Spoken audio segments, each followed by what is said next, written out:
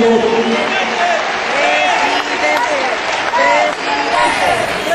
Muchas gracias por su participación en este foro sobre los fundamentos para una república amorosa. Muchas gracias a quienes expusieron, mujeres y hombres libres e inteligentes. Muchas gracias a todas y a todos.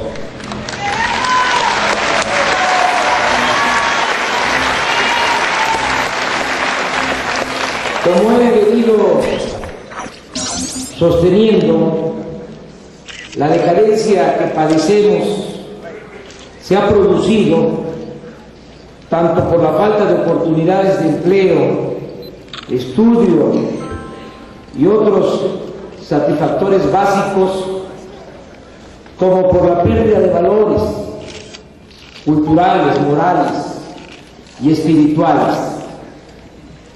Por eso, nuestra propuesta para lograr el renacimiento de México busca hacer realidad el progreso con justicia y al mismo tiempo auspiciar una manera de vivir sustentada en el amor a la familia, al prójimo, a la naturaleza y a la patria.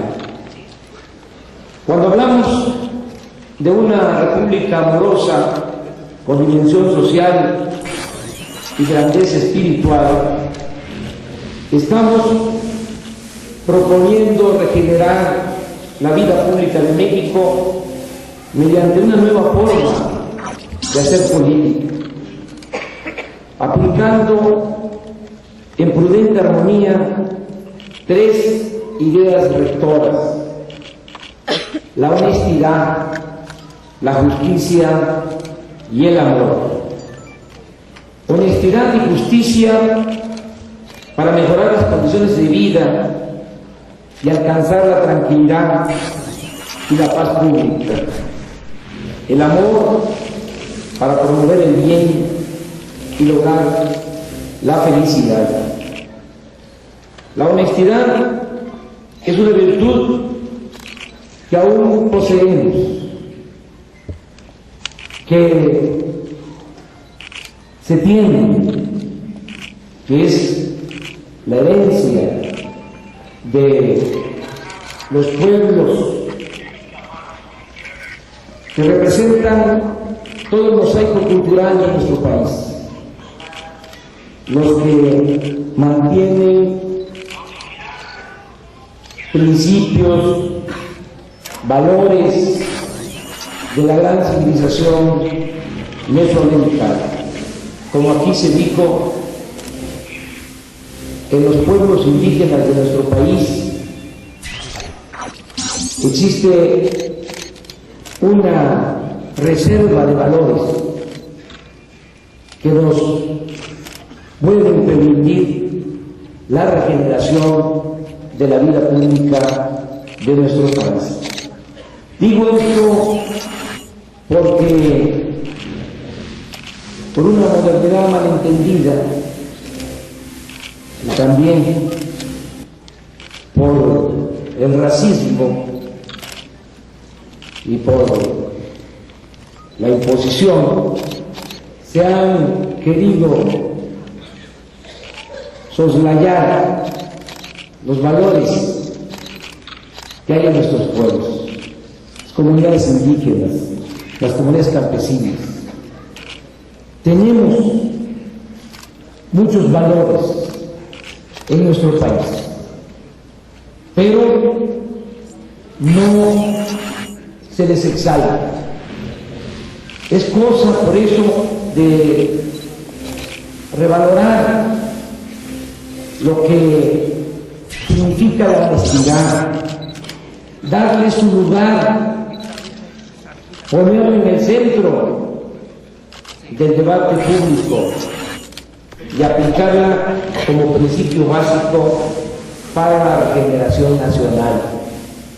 Es increíble que siendo la corrupción política el principal problema de México, no esté el tema del combate a la corrupción en la agenda nacional.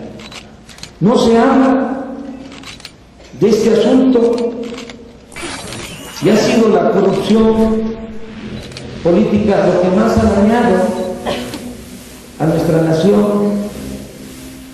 Es lo que ha llevado, o lo que ha dado al traste con todo, es la causa de la desigualdad social, de la desigualdad económica, es la causa de esta tragedia de nuestros tiempos, lo que ha llevado a que pocos tengan mucho y muchos tengan poco. Por eso la propuesta es elevar la honestidad como la principal virtud pública, lo cual nos traerá muchos beneficios que se piensa que eso es filosófico, teórico. No, la corrupción la tenemos que combatir en México por razones de índole moral, pero también porque es mucho el dinero del presupuesto, que es dinero del pueblo, que se va por el caño de la corrupción. ¿Qué obtendríamos elevando al rango supremo la honestidad, haciendo el acuerdo entre todos de que vamos a establecer como forma de vida y como forma de gobierno la honestidad? Para empezar, los gobernantes contarían con autoridad moral para aplicar la ley y exigir a todos un recto proceder. Nadie tendría privilegios. Se podría aplicar un plan de austeridad para reducir los sueldos elevadísimos de los altos funcionarios públicos y eliminar todos los gastos superfluos. Asimismo, con este imperativo ético por delante, se recuperarían recursos, como lo he dicho, que el día de hoy se van por el caño de la corrupción, y esos recursos se destinarían al desarrollo y al bienestar del pueblo. Eso por lo que corresponde a la honestidad. La justicia, al igual que la honestidad, no aparece en la agenda de la llamada clase política. ¿Qué es lo que hay en la agenda nacional? ¿O qué es lo que se trata en el Congreso? Son las llamadas reformas estructurales. Los temas: reforma energética, que ya sabemos lo que significa, la privatización del petróleo, de la industria eléctrica, reforma laboral para pagarle a los trabajadores por hora a razón de 7 pesos la hora, 28 pesos por 4 horas, para ya no tener ni siquiera la obligación de pagar salario mínimo. Reforma fiscal para cobrar impuestos a todos, menos a los de mero arriba. Esa agenda que se dicta desde el extranjero se aplica en México y se aplica en España y se aplica en Rusia y se aplica en cualquier país. Desgraciadamente nosotros no tenemos una agenda propia, porque desde que se viene imponiendo el llamado modelo liberal, no tenemos un programa de desarrollo que recoja las necesidades del pueblo de México, que le dé respuesta a los grandes y graves problemas nacionales. Por eso no está en la agenda la honestidad ni está la justicia. No obstante, la falta de justicia en nuestro país es la sombra que nos persigue, el pecado social que nos impide estar bien con nuestras conciencias y poder desarrollarnos plenamente como seres humanos. La pobreza en México es una amarga realidad, entristece, parte el alma y se encuentra por todos lados. Y desde luego no existe ninguna razón natural o geográfica que la justifique. Nuestro país todavía es de los que poseen más recursos naturales en el mundo, a pesar de que lo han saqueado por siglos. De modo que se padece la paradoja de vivir en un país rico con pueblo pobre. Y como es obvio, esta contradicción no es por la fatalidad, el destino o la mala suerte, sino por la corrupción política, por la ausencia de justicia y por el mal gobierno. Es tanta la insensibilidad de las élites del poder que aún en medio de la profunda crisis de inseguridad y de violencia que se padece, se niegan a aceptar que la pobreza y la falta de oportunidades y de bienestar originaron este estallido de odio y resentimiento. Desde luego, menos les importa atender las causas del problema. Por el contrario, en una especie de enajenación autoritaria, pretenden resolverlo con medidas coercitivas, enfrentando la violencia con la violencia, como si el fuego se pudiese apagar con fuego. Olvidan que no es la violencia, sino el bien lo que suprime el mal. A este pensamiento y proceder reaccionario y conservador debemos oponer el criterio de que la inseguridad y la violencia solo pueden ser vencidas con cambios efectivos en el medio social y con la influencia moral que se puede ejercer sobre la sociedad en su conjunto. En otras palabras, hay que combatir la desigualdad para tener una sociedad más humana y de esa manera evitar la frustración y las trágicas tensiones que provoca. Estamos pues preparados y decididos a resolver la actual crisis de inseguridad y de violencia. Lo haremos bajo el principio de que la paz y la tranquilidad son frutos de la justicia.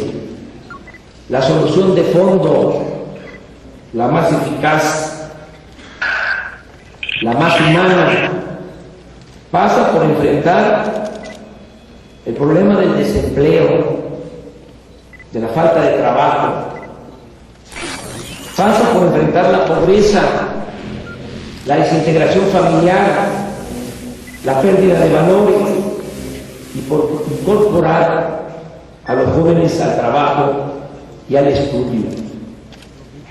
Pero también nuestra propuesta busca que el sentido de la vida no se reduzca solo a la obtención de lo material, a lo que poseemos o acumulamos. No solo de pan vive el hombre. De ahí que consideremos indispensable auspiciar una corriente de pensamiento que exalte y promueva valores éticos, individuales y colectivos. Tenemos que convencer y persuadir de que si no buscamos alcanzar un ideal moral, esa utopía de la que se habló, ese sueño que se debe de convertir en realidad, no se podrá transformar a México. Solo así podremos hacer frente a la mancha negra de individualismo, codicia y odio que se viene extendiendo cada vez más y que nos ha llevado a la degradación progresiva como sociedad y como nación. Quienes piensan que este tema no corresponde a la política olvidan que el fin último de este noble oficio es hacer el bien, porque de ello depende la felicidad. La política no es engaños, no es traicionar, no es corrupción. La política es un noble oficio. Es tan limpia la política que ni los más sucios políticos han podido manchar. Es un oficio para servir.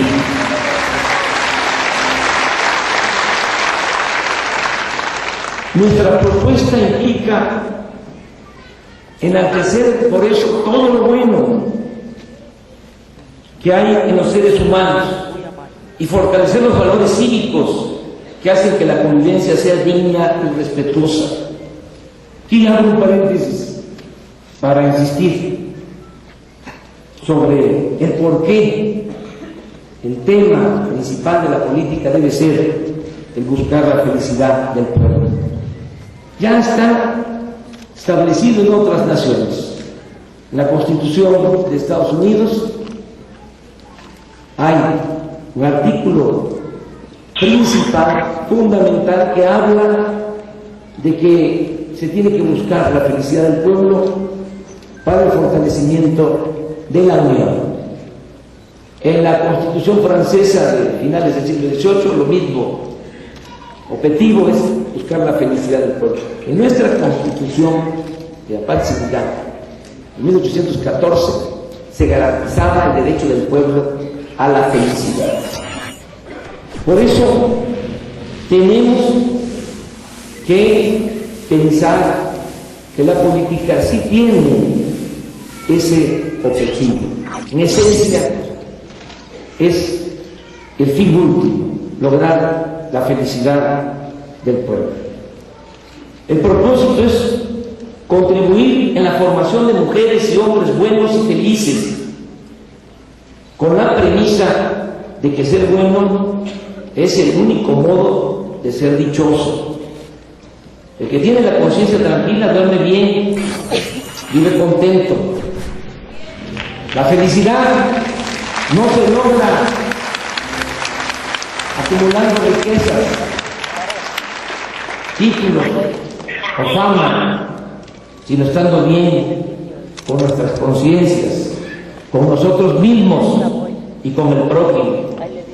Y aún cuando la idea del bien atañe a las convicciones personales, según sea nuestra manera de ser y de pensar, nuestra historia vital y nuestras circunstancias, existen preceptos generales que son aceptados por la inmensa mayoría de los seres humanos. Por eso hemos propuesto la elaboración de una cartilla moral o código del bien o constitución moral o guía para la conducta ciudadana o carta de virtudes cívicas o como finalmente se le llame, sin dejar de lado lo sustantivo, que es hacer el catálogo de los valores personales, cívicos y sociales que deben reafirmarse y promoverse en los distintos espacios de la vida pública. No sé por qué tanto miedo a hablar de estos temas. Tenemos que poner en claro que hay valores que deben de fortalecerse. Y esto es muy importante. En esencia, se trata de poner en la agenda nacional los conceptos del amor, la honestidad, la justicia, la austeridad, la verdad, la dignidad, la no violencia, la diversidad, la no discriminación, la igualdad, el respeto, la fraternidad, la tolerancia, la transparencia, la pluralidad, la congruencia, la libertad, la felicidad y la verdadera legalidad, y otros más.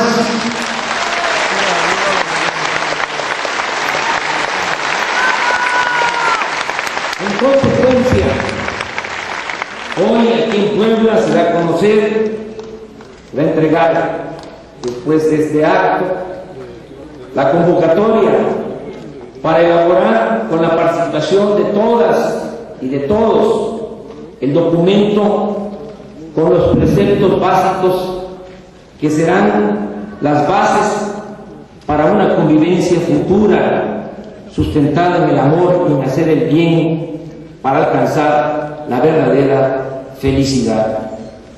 Este Congreso, para constituir las bases de una república amorosa, se celebrará el 21 de marzo de este año, desde las 9 de la mañana, en el Museo de la Ciudad de México.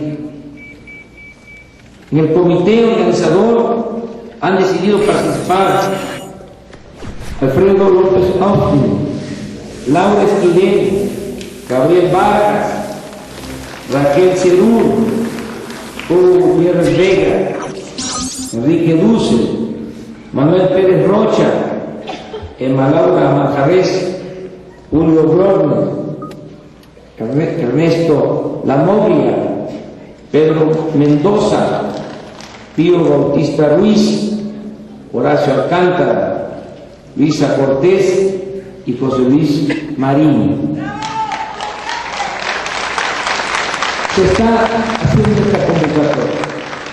Queremos que con la participación de todos, que es el grupo organizador de ese congreso que se va a celebrar el 21 de marzo, con la participación amplia, plural.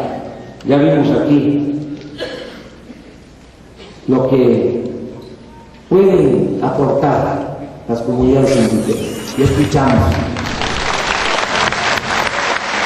lo que es la sabiduría de nuestros pueblos.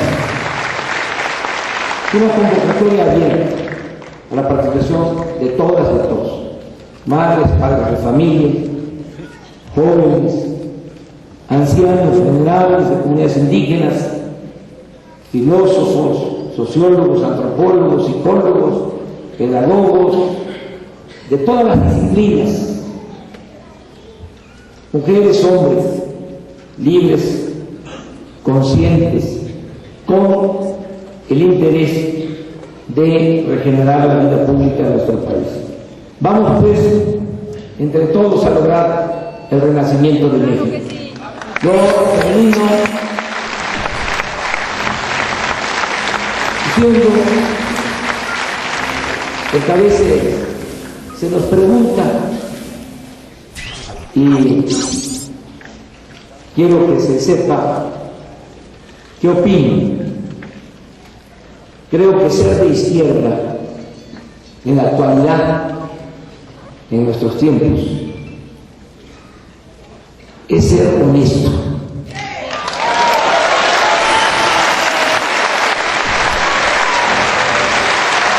Pero me agregaría, ser de izquierda es ser honesto, pensar en el prójimo y actuar en consecuencia. Muchas gracias.